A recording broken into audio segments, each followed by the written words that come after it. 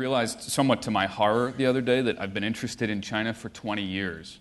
And it was to my horror simply because I didn't realize I'd been interested in anything for 20 years. And it was 1994, and I grew up in the U.S. and I had a sort of conventional American public school education, which involved at that point no Asia. I mean, really, the world sort of stopped at the edge of Europe. And I went into a class taught by Roderick McFarquhar, who's a friend, I think, to many in this room, on the subject of modern Chinese politics after 1949. And actually, it was even more specifically focused on Tiananmen Square. And it was a revelation. I mean, it opened up. It was like this entire opera of personalities and these epic fights and these dramatic moments, all of it compressed into 60 years. And I had this image in my mind of China as being this uninterrupted stream of history reaching back thousands of years, and all of a sudden I realized that there was, in real time, conducted by people not much older than I was, the most amazing story I'd ever heard. And I realized I gotta get to know this place. Right? But if the whole country is moving at warp speed, if people are going from being quite literally, in the case of one guy who I'm thinking of, a peasant in the countryside who couldn't read or write, who'd just gotten out of the military, and in the span of a few years, he discovered, for instance, that there were French people who were interested in buying the fungus that grows underneath the trees in his village, and they were truffle hunters, and they would come to his village in Yunnan, and they collected truffles at great value, and all of a sudden this thing that everybody in the village had basically treated as junk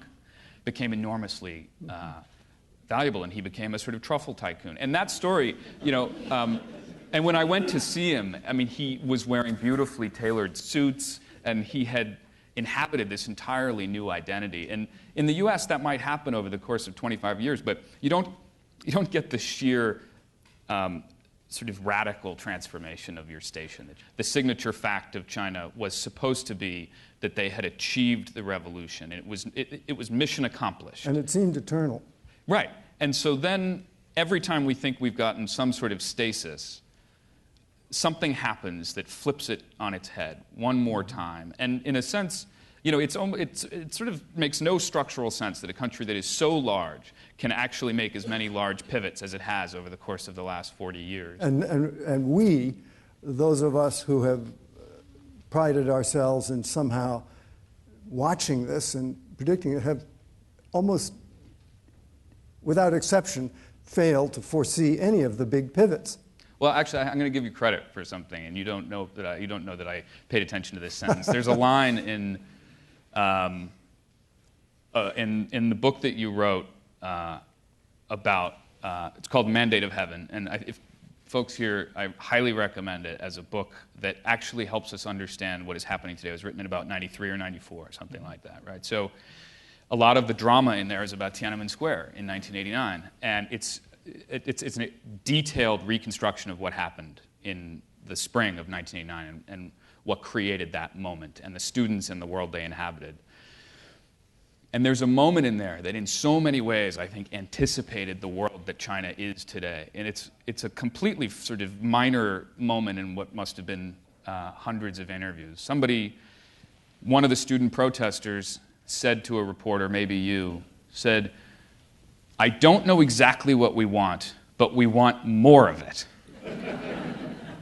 And in so many ways, that's the ethos of this moment in China. Yeah. I mean, it's this kind of moment of enormous sense of expectation and demand. And energy. And energy that is free-floating and attaches to things at various moments. And it's, for that reason, I think, uncertain and sort of unpredictable. Part of the reason why China today would not have a Tiananmen Square event exactly like that is because they had one.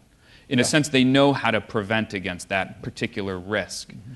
But that doesn't by any means mean that they have closed off the possibility of a dramatic political confrontation. And I think there is, as you say, there is a serious sense of that on the ground, that something has to give.